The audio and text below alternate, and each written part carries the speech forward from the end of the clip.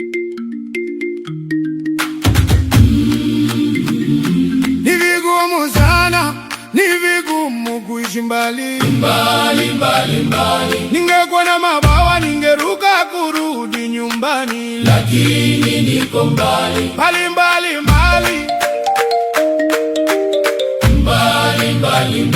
Moyo wangu nalilia sauti ya mama yangu. Tunakumbana na changamoto kubwa ya usafiri kutoka hapa kuelekea mjini.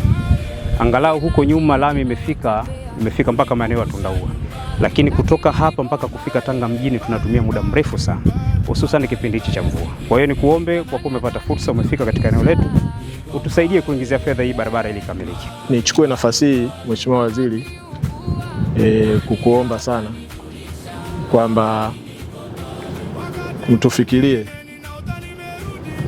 kipande hiki cha Tanga, kwa sababu ujenzi wa barabara hii kama ambavyo tunasema kilomita hizo nyingine 256 zenyewe zimeanzia Pangani kuja upande huu. Kwa hiyo kipande hiki cha Tanga bado kimekuwa na ubovu mkubwa. Wenzetu wahandisi mliopo kwenye field huku na wasimamizi wa mradi, hebu tuje kupata maelezo kidogo ya kina kuhusiana na hii uchelewaji mkubwa kiasi hiki. Manake barabara hii tunasema upande kutoka hapa kwenda Tanga, kutoka kwenda Pangani tumemaliza. Miradi mingine ambayo inafanyika katika mkoa huu, serikali hiyo inatoa fedha na inakwenda.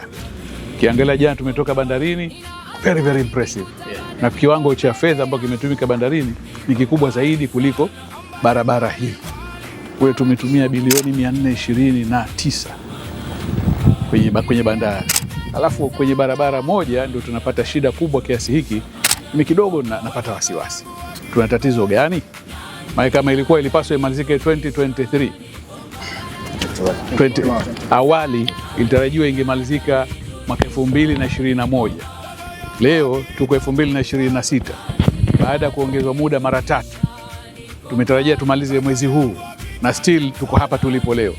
Hatujafikia kwenye mwelekeo wa kumaliza. Kidogo napata wasiwasi.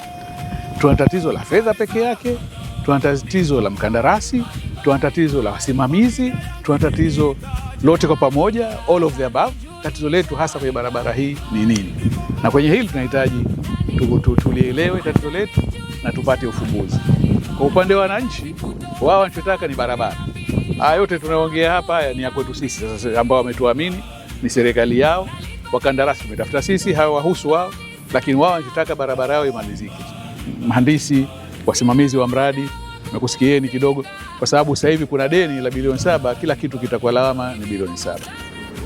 Lakini tutahitaji kidogo tuliokaa kidogo na Wizara ya Ujenzi, ikiwa labda kwa wananchi, ikiwa tatizo ni hizi bilioni 7 tu, pesa tu zitoke, barabara itamalizika. Sisi tutachukua ahadi, tutazimaliza kwa wakati, tutamaliza haraka.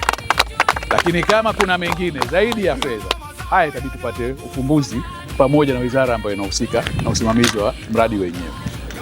Shilingi bilioni 7 haiwezi kuzuia barabara hii kwa kipindi chote, miezi 58 ya ziada.